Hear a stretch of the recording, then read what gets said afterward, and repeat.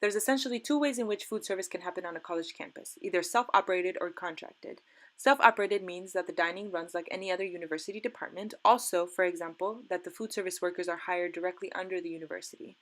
Contracted means that the university is outsourcing all food service operations to a company.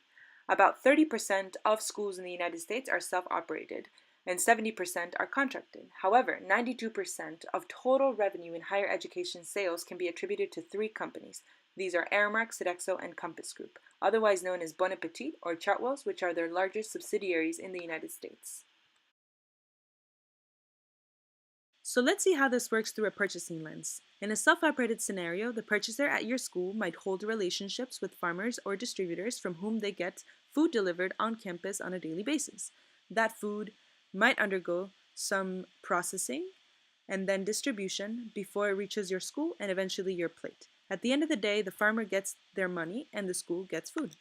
When the food service operation is outsourced, it gets a little bit more complicated because the corporate office is now a third party at play. By coordinating nationally, the company can make way more money than if each campus did all their purchasing independently, because they can go to other big food companies and broker food contracts for hundreds of schools at a time. Also, in this case, your dining manager is no longer employed by your school, but actually employed by the company. In this case, we'll use Sodexo.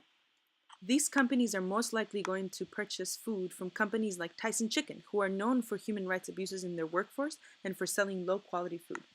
So in this model, we see that Sodexo is buying food from Tyson for all its university accounts.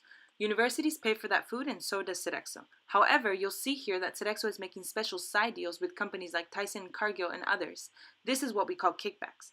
Kickbacks can be as high as 18% of total sales and are essentially bribes that folks like Tyson pay Sodexo at the end of the year to ensure that they'll have access to Sodexo's university accounts for years to come. Well, this is not good news for small farms and businesses who can't afford to pay these bribes but are trying to compete. So to enforce this kickback system on the ground, manufacturers like Tyson make it to what is called a preferred vendors list. At a campus level, your dining manager is given a compliance number. That essentially dictates how much food should be bought from the preferred vendors list by the Sodexo employed food buyers at your school.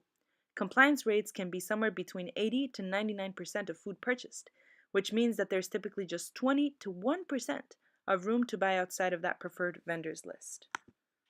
Furthermore, Sodexo employs regional and district managers whose role is to ensure that dining managers on the ground are sticking to their compliance and buying from that preferred vendors list.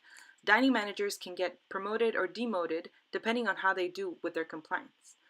To conclude, kickbacks and this corporate food service model bring low-quality food to campus, which is still often unaffordable for many students who can't easily access food.